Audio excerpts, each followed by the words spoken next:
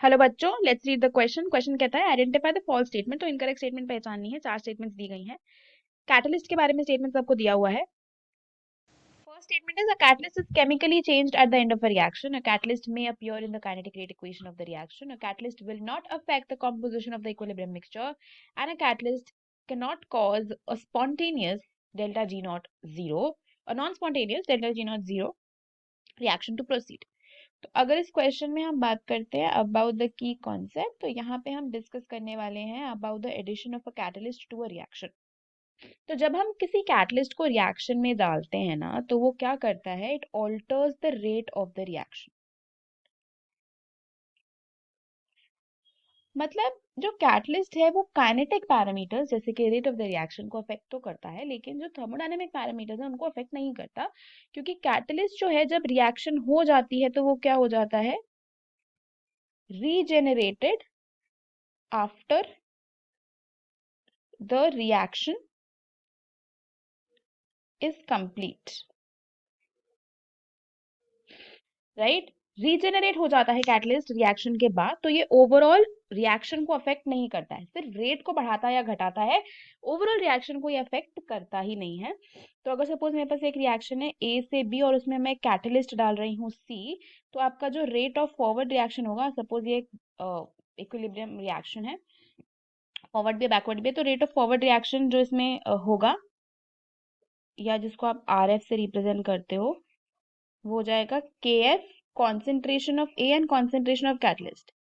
और जो backward reaction के लिए हो जाएगा, उसके लिए बैकवर्ड का constant, concentration of B and concentration of catalyst.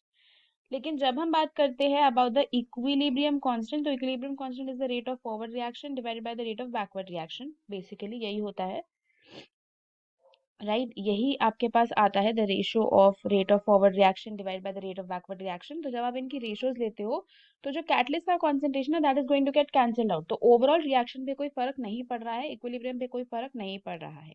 तो थर्मोडायनेमिक पैरामीटर्स जो हैं, जो आपके थर्मोडायनेमिक पैरामीटर्स होते हैं, जैसे कि डेल्टा जी हो गया, इक्विलिब्रियम कांस्टेंट हो गया, डेल्टा एच हो गया, ये सब अनअफेक्टेड रहते हैं, इन पे कोई फर्क नहीं पड़ता है। जो आपकी काइनेटिक इक्वेशन है, काइनेटिक रेट की एक्सप्रेशन है, उसके अंदर कैटलिस्ट कैन बी यूज, लेकिन ओवरऑल जो रिएक्शन इक्विलिब्रियम कांस्टेंट की बात करेंगे, इक्विलिब्रियम के लिए हम जो लॉ ऑफ मास एक्शन लिखते हैं उसमें लिखेंगे, तो catalyst will not be counted. अगर हम इसका इक्विलिब्रियम कांस्टेंट लिखते हैं इस रिएक्शन के लिए, तो वो concentration of product divide by the concentration of reactant ही होगा, वहां पे कैटलिस्ट कहीं पे भी नहीं होगा। ठीक है? तो यहाँ से हम क्या कंक्लूड कर रहे हैं कि पहली स्टेटमेंट है कि a catalyst is chemically changed at the end of the reaction, बिल्कुल गलत है। कैटलिस्ट जैसा था वैसा ही हमको वापस मिलता है, उसमें कोई भी फर्क नहीं पड़ता है, वो कुछ भी अफेक्ट नहीं करता है, सिर्फ रेट को बढ़ाता है या घटाता है। A catalyst may appear in the kinetic rate equation. Yes, this is true. A catalyst will not affect the composition of equilibrium mixture. Yes, this is also true. Equilibrium को कोई फर्क नहीं पड़ेगा.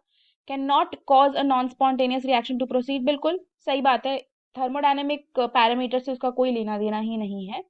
तो इसीलिए जो इनकरेक्ट स्टेटमेंट या false statement है हमारी, वो ऑप्शन 1 वाली है। So if you talk about the final answer for this question, तो वो हो जाएगा आपका ऑप्शन 1।